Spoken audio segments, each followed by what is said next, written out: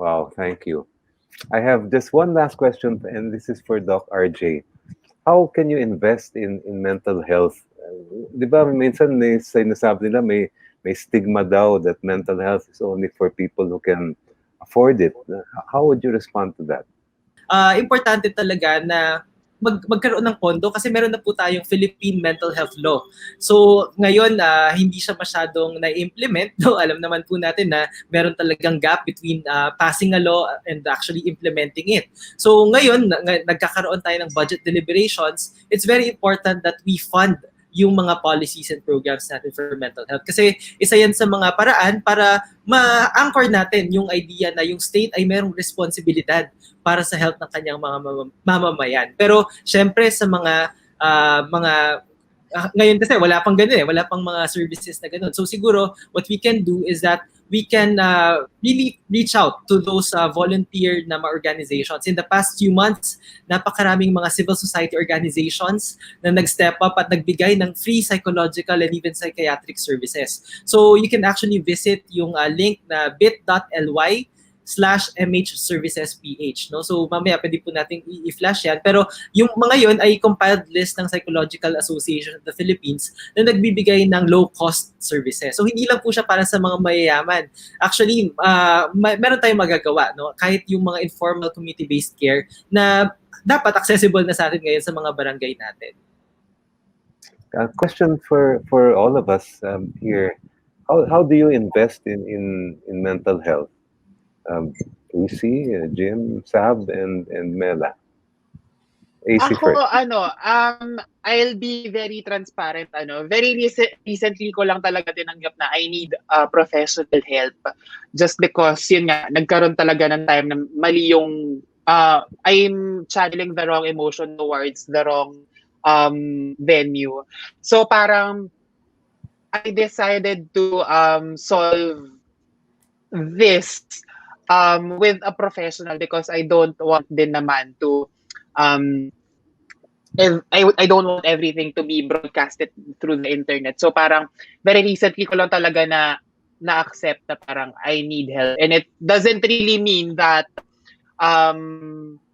tawag dito depressed ako or I have problems. I just acknowledge na I need that kind of help. And I think yun yung start yun yung mitya ng lahat na parang dun mo masisimulan na parang ito yung pwede kong gawin for self-care, nauunahin mo yung sarili mo. Because, ayun, tama ba yun, Doc RJ? Is that a way to invest sa mental health?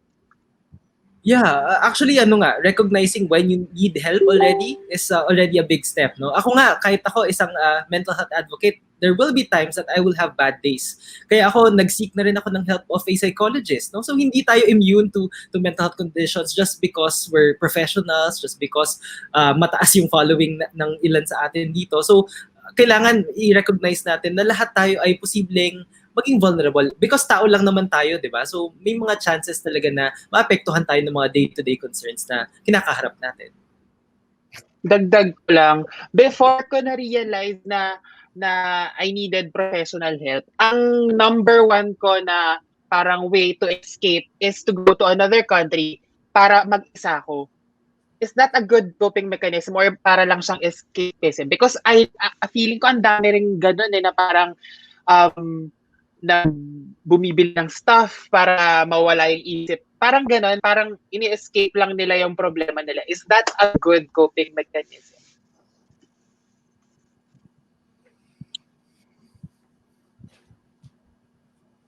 Sure. Siguro rin, no? Ayun. Bumalik na ako ng live konti. Okay. Syempre pag lagi nating iniiwasan yung mga problema natin, that's called your passive coping mechanism. Kasi minsan nagsasabay-sabay talaga sila Kaya may mga problema talaga na kailangan natin muna i-set aside, no? Pero at the end of the day, kailangan pa rin nating harapin yung mga problema natin para ma-manage natin sila ng maayos. And I Jim, guess alone time is not, I mean, yung kay AC, no, alone, I think that was valuable alone time. Being alone with yourself is a really big deal because some people, they really don't want to be alone kasi they don't like being alone with their thoughts. So I think that's Mm-mm. I would, I'm not a professional, but I think I would do the same thing. Ako, how I invest in mental health, if I can just share in, when Jim and I, we went through a tough first birth ng firstborn namin. We lost a baby. And uh, I just wanted to share na I did seek, Jim and I both sought professional help. And there's really no parang it's not something that you should be ashamed of. I really say it to anyone who will hear me out. Kasi sometimes people, when they see when they talk to someone who's a professional, sa tingin nila, parang one time gagawin nila. Tapos dapat, kung hindi mag-work, parang, okay, stop. Ayoko na. It's not working for me. Sometimes you have to find the right fit rin. So I went through a couple na may mga parang Flop. yeah, parang yeah, mga flop. May mga hindi talaga parang hindi sila nakikinig. Basta parang hindi ano. So may nahanap ako na really worked for me, and I think it really really helped me find a breakthrough in my grief, in dealing with grief. So ayun, kung hindi mag-work for the first time, you can try others. And I hope, like with services that Doc RJ you talked about, sana it can really be more accessible to people. Tama. Yes. Yeah, and siguro ako lang, just last lang to add, I think yung searching for where to invest in, it doesn't mean that you have to break the bank every time. So ako, my advice is you kumbaga, you try things that you can afford first. A simple thing like talking to your wife, talking to your girlfriend, talking to your mother, reading books, YouTube, whatever. But there will come a time na, just like anything naman just like anything na you try to build, parang ako, the way I see it, it's like how if you want to work out, no? So umpisa, I want to lose weight, so I'm gonna run kasi libre yun. I'm gonna fix my diet, at least mas mura. But eventually, you think na, oh, okay, I have to kind of step my game up and put some money in it because it's my body na hindi na lang to losing weight. It's about, building strength. So I see that that's the same way in terms of your mental health. Na there will come a time, ako nga actually, yun nga, I had to deal with anxiety. I learned that I had Anxiety attacks. I was having anxiety attacks na that stemmed from when I was a kid, tas lumabas because nga of the ordeal that we had. So anyway, it came to a point na sabi ko, ako kasi yung kuripot sa aming dalawa. So ako the whole Ayaw time na, talaga niya magbayad. Sabi ko, girl, ano ba? so anyway, I would recommend talaga, like, si AC also, sought help. Kukunin ko nga yung number ni Doc RJ. De, pero Ako rin, kukunin ko rin yung number niya. pero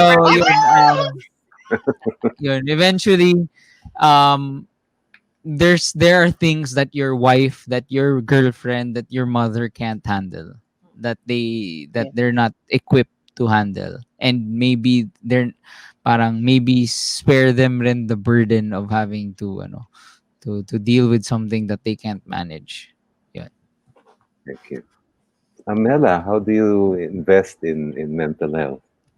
You know what, Attorney Shell, the first time I invested for my mental health was when I was going through a gender identity crisis. Before I transitioned, I consulted with a professional.